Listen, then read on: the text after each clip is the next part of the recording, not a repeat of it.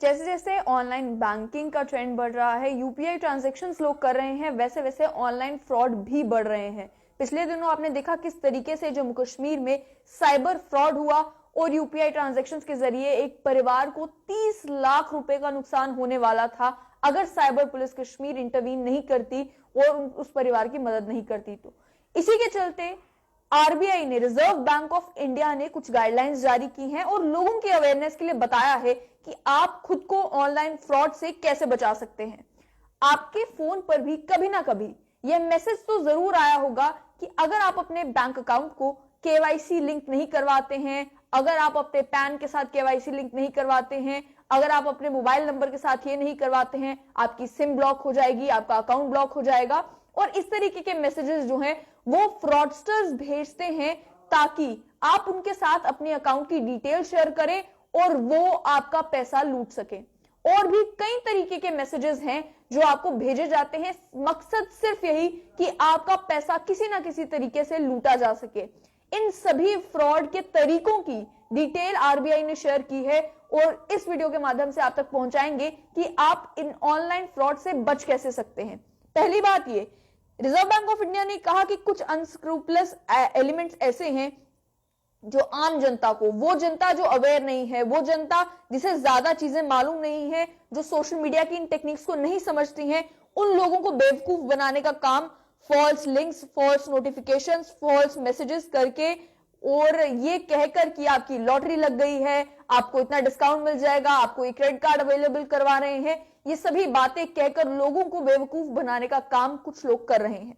इसमें फ्रॉडस्टर्स का मकसद ये होता है कि आपका किसी ना किसी तरीके से यूजर आईडी लिया जा सके, लॉगिन ट्रांजैक्शन पासवर्ड लिया जा सके, ओटीपी लिया जा सके, डेबिट या क्रेडिट कार्ड की डिटेल्स ली जा सके या फिर अन्य पर्सनल इंफॉर्मेशन जिसके जरिए वो आपका अकाउंट हैक कर सकते हैं और आपके बैंक अकाउंट से पैसे निकलवा सकते हैं।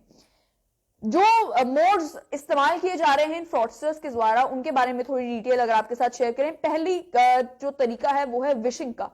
इसमें फोन कॉल्स करते हैं ये फ्रॉडस्टर्स कहकर कि हम बैंक से बात कर रहे हैं और या फिर किसी non bank e wallet provider से, अब फोन पे है आजकल, गूगल पे है आजकल, ये फ्रॉडस्टर ये कहते हैं कि हम इन प्लेटफॉर्म से या फिर बैंक से बात कर रहे हैं या टेलीकॉम सर्विस प्रोवाइडर से बात कर रहे हैं और आप केवाईसी अपडेट करवाएं, नहीं तो आपका अकाउंट ब्लॉक हो जाएगा। आप अपना अकाउंट अनब्लॉक करें, अपना सिम कार्ड अनब्लॉक करवाएं या फिर कोई अमाउंट जो है वो आपके यहां से ट्रांजैक्ट होने वाली है, हो नहीं पा रही है, ट्रांजैक्शन नहीं हो पा रही है, हम आपकी मदद कर सकेंगे, ये कहकर वो लोगों के जो पर्सनल डिटेल्स होती है बैंक अकाउंट की वो लेने का काम करते हैं ताकि उन लोगों के अकाउंट से, खाते से पैसे निकलवाए जा सके। दूसरा तरीका है फिशिंग का,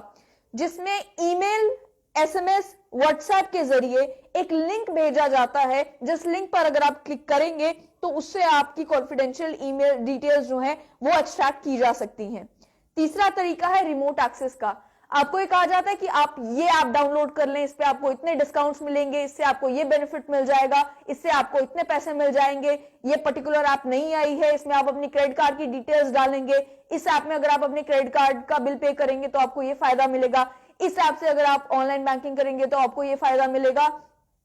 जब तक आप वेरीफाई नहीं करते कि वो ऐप ट्रस्टवर्दी है या नहीं है, तब तक अगर आप ऐसी कोई भी ऐप इस्तेमाल करते हैं तो आप में जैसे ही आप अपनी कॉन्फिडेंशियल इंफॉर्मेशन डालेंगे तो आपके अकाउंट से पैसे निकलवाए जा सकते हैं फ्रॉडस्टर्स के द्वारा। नेक्स्ट ऑप्शन ये है कि कलेक्ट रिक्वेस्ट फीचर भेजकर यूपीआई से फेक पेमेंट रिक्वेस्ट डालकर आपकी यूपीआई पिन जो है वो कैप्चर की जाती है। अब आपको मालूम है कि अगर आपको कहीं पर पैसा भेजना है यूपीआई के जरिए तो आपको आपकी पिन डालने की जरूरत है, लेकिन अगर आपको पैसा रिसीव करना है उसके लिए आपको आपकी पिन डालने की कोई जरूरत नहीं है। लेकिन ये लोग इस बात का फायदा उठाते हैं कि बहुत सारे लोगों में ये इंफॉर्मेशन नहीं है और करते ये हैं कि आपको यूपीआई की एक रिक्वेस्ट भेजेंगे और उस रिक्वेस्ट के जरिए जब आप अपनी यूपीआई पिन डालेंगे तो वो आपके अकाउंट से पैसा निकलवा लेंगे। उसके अलावा फेक नंबर जो है बैंक्स के या ई वॉलेट प्रोवाइडर्स के वेब पेजेस पर डालकर या सोशल मीडिया पर डालकर ये लोगों को बेवकूफ बनाने का काम करते हैं। एसबीआई हो, पीएनबी हो, जेएंडके बैंक हो, इन सभी बैंक्स की ऑफिशियल वेबसाइट्स हर एक को मालूम है, लेकिन कई सारी फेक वेबसाइट्स बनाकर अपने आप को बैंक की वेबसाइट बताकर उस पर अलग अलग फोन नंबर, जो फेक फोन नंबर्स है, फ्रॉडस्टर्स के फोन नंबर्स हैं, वो शेयर करके भी ये लोग लोगों को बेवकूफ बनाने का काम करते हैं। आरबीआई ने सभी लोगों से अपील किया कि आप सेफ डिजिटल बैंकिंग करें और उसके लिए आपको क्या क्या तरीके अपनाने हैं वो आपको बता दें। पहली चीज ये कि अपनी अकाउंट डिटेल्स, चाहे वो लॉगिन आईडी हो, पासवर्ड हो, यूजर नेम हो, अकाउंट नंबर हो, पिन हो, यूपीआई पिन हो, एटीएम या डेबिट कार्ड की डिटेल्स हो, किसी के साथ शेयर ना करें, बैंक ऑफिशियल्स के साथ भी नहीं। बैंक ऑफिशियल भी अगर आपको कॉल करते हैं तो वो आपके अकाउंट की पिन आपसे नहीं मांगेंगे, वो आपके नेट बैंकिंग का पासवर्ड या यूपीआई का पासवर्ड या एटीएम की पिन जो है वो आपसे नहीं मांगेंगे। और कोई भी फोन कॉल अगर आपको आती है कि आप केवाईसी नहीं अपडेट कर रहे, आपका अकाउंट ब्लॉक कर दिया जाएगा, तो वो भी फेक है, ऐसा आरबीआई कह रही है। ऐसे किसी भी ऑफर को रिस्पॉन्ड ना करें और केवल ऑफिशियल वेबसाइट जो बैंक की है उसी पर भरोसा करें और किसी पर भरोसा ना करें। फिर तीसरी बात ये कही गई, कोई भी अननोन ऐप अपने फोन में इंस्टॉल ना करें। ऐप आपका कॉन्फिडेंशियल डेटा जो है वो सीक्रेटली एक्सेस कर रहा हो सकता है और आपको मालूम भी नहीं होगा। वेबसाइट्स जो हैं बैंक की, केवल ऑफिशियल वेबसाइट्स को एक्सेस करें। ई वॉलेट की भी जो ऑफिशियल कॉन्टैक्ट डिटेल्स हैं उन्हीं को ऑप्ट करें। आप कई बार सोचते हैं कि जैसे पेटीएम में आपको कोई कस्टमर केयर का नंबर ढूंढना है, आप ऑनलाइन गूगल में सर्च करते हैं, पेटीएम की अपनी ऑफिशियल वेबसाइट पर अगर कोई नंबर दिया गया है तो उसी पर ट्रस्ट करें। किसी फेक वेबसाइट के ऊपर, किसी अन्य वेबसाइट के ऊपर दिए हुए नंबर्स के साथ अपनी डिटेल्स, प्राइवेट मोबाइल वॉलेट की डिटेल्स शेयर ना करें। एक और चीज कही गई कि ट्रांजैक्शन जिसमें आपको पैसे रिसीव करने हैं, जैसे कहा जाता है कि आपको लॉटरी लग गई है, आपको इतने पैसे मिल जाएंगे, आपको डिस्काउंट दिया जा रहा है, आपके खाते में इतने पैसे डलवाए जा रहे हैं, उसके लिए कहा गया कि आपको पैसे लेने के लिए कोई भी बारकोड स्कैन करने की जरूरत नहीं है, कोई क्यूआर कोड स्कैन करने की जरूरत नहीं है, कोई एमपिन डालने की जरूरत नहीं है। तो इस वजह से जो पैसे रिसीव करने की बारी है तो इन सब झांसों में ना फंसे। फिर कहा गया कि अगर कोई ओटीपी आपके नंबर पे आई है, ऐसी ट्रांजैक्शन के लिए जो ट्रांजैक्शन आपने इनिशिएट नहीं की, यानी कि आपको आ रहा है कि आपकी ओटीपी आपके अकाउंट से 20,000 निकलवाने के लिए ये है, तो वो ओटीपी किसी के साथ शेयर ना करें। जब आपको मालूम है कि ट्रांजैक्शन आपने इनिशिएट नहीं की है, फौरन बैंक को कांटेक्ट करें और ये कहें कि आपको इस तरीके के मैसेजेस आ रहे हैं। हमने भी एक्सपीरियंस किया कि एक फोन नंबर जो बैंक अकाउंट के साथ लिंक्ड है, स्क्रीनशॉट्स हमारे पास आए कि उस पर बार बार ये मैसेज आ रहा था कि आपके अकाउंट से इतने हजार का चेक जो है वो इशू कर दिया गया है, चेक नंबर ये है, अकाउंट नंबर ये है। लेकिन जब उस व्यक्ति ने बैंक के साथ वेरीफाई किया तो उन्होंने कहा कि आपकी चेकबुक के साथ ही सीरियल नंबर तो मैच ही नहीं कर रहा, ये फेक मैसेजेस हैं, इनके ऊपर भरोसा ना करें। उसके अलावा ये कहा कि आपका जो ईमेल आपके बैंक अकाउंट के साथ लिंक्ड है और जो फोन नंबर आपके बैंक अकाउंट के साथ लिंक्ड है उसकी डिटेल्स किसी के साथ शेयर ना करें, यानी कि अगर आपको फोन पर कोई ओटीपी आती है वो शेयर ना करें, और आपकी जो पर्सनल ईमेल है जो आपकी बैंक अकाउंट के साथ लिंक्ड है उसका पासवर्ड भी किसी के साथ शेयर ना करें, क्योंकि नेट बैंकिंग जब आप करते हैं फॉरगेट पासवर्ड करके आपकी ईमेल अकाउंट में जब मैसेज आता है उसे भी कैच करके आपका पासवर्ड चेंज किया जा सकता है। तो जो भी आपका पासवर्ड आपकी ईमेल आपका अकाउंट के साथ लिंक्ड है उसे किसी के साथ भी शेयर ना करें। उसके अलावा आप किसी पब्लिक नेटवर्क पर अगर अपना इंटरनेट चला रहे हैं, आप किसी रेस्टोरेंट में या किसी कैफे में वाईफाई का इस्तेमाल कर रहे हैं, तो आप उस वाईफाई का इस्तेमाल करके कोई ऑनलाइन ट्रांजैक्शन नेट बैंकिंग के जरिए ना करें, क्योंकि ये जो पब्लिक और ओपन नेटवर्क्स होते हैं, इन नेटवर्क्स में आपकी जो ट्रांजैक्शन है उसकी हिस्ट्री, आप जो टाइप कर रहे हैं उसकी हिस्ट्री रिकॉर्ड की जा सकती है। इसीलिए या तो अपने मोबाइल डाटा का इस्तेमाल करें या फिर जो ट्रस्टवर्दी वाईफाई नेटवर्क है जो आपके घर पर होगा और कोई रिलायबल वाईफाई होगा उसी का इस्तेमाल करके आप ऑनलाइन ट्रांजैक्शन करें। किसी भी पब्लिक नेटवर्क के ऊपर वाईफाई हॉटस्पॉट कनेक्ट करके अपनी ट्रांजैक्शंस ना करें। दूसरी बात ये कही गई और ये सरप्राइजिंग है कि ये कहने की जरूरत भी पड़ रही है आरबीआई को, लेकिन अपने ईमेल का पासवर्ड या अपने नेट बैंकिंग का पासवर्ड PASSWORD पासवर्ड मत रखिए। बहुत कॉमन है, बहुत इजीली एक्सेसिबल है, बहुत इजीली हैक किया जा सकता है। तो पासवर्ड को पासवर्ड मत रखिए, कोई स्ट्रॉन्ग पासवर्ड रखिए जिसे गेस करना मुश्किल हो, कोई यूनिक पासवर्ड रखिए ताकि आपका अकाउंट जो है वो हैक ना किया जा सके। उसके अलावा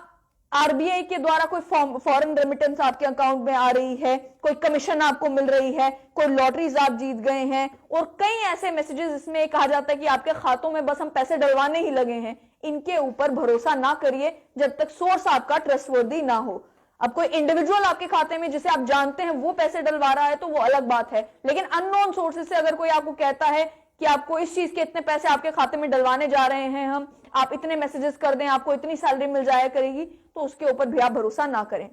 फिर यह कहा गया कि अपना ईमेल और फोन रेगुलर अलर्ट्स के लिए चेक करते रहें कि फाइनेंशियल सर्विस प्रोवाइडर आपको क्या मैसेज भेज रहा है। कोई अनऑथराइज्ड ट्रांजैक्शन होती है तो उसे फौरन रिपोर्ट किया जाए। और अपने कार्ड्स को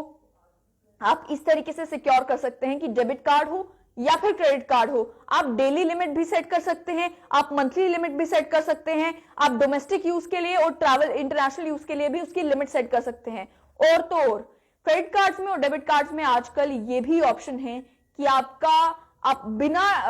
अपना पिन डाले भी ट्रांजैक्शन कर सकते हैं, केवल अपने कार्ड को टैप करके। उसके लिए भी आप लिमिट सेट कर सकते हैं कि कितनी की ट्रांजैक्शन आप नो टच के जरिए कर सकते हैं, बिना अपनी पिन डाले कर सकते हैं। तो वो भी आप लिमिट सेट कर सकते हैं अपने कार्ड में, ताकि कभी आपका कार्ड गुम हो भी जाए तो आपको ज्यादा नुकसान झेलना ना पड़े। अगर आपके कार्ड की डिटेल्स कॉम्प्रोमाइज हो भी जाए तो आपको ज्यादा नुकसान झेलना ना पड़े। लेकिन वही आमतौर पर बात यही कि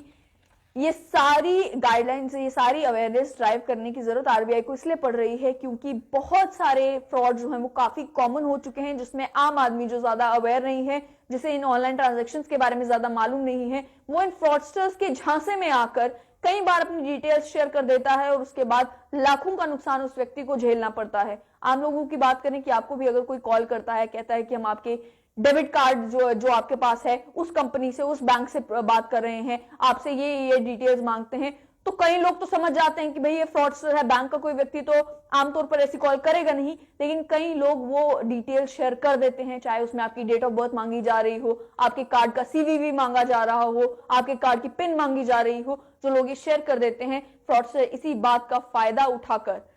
आपके अकाउंट से पैसा निकलवा सकते हैं। इसीलिए बहुत ज्यादा जरूरत है कि आप सतर्क रहें।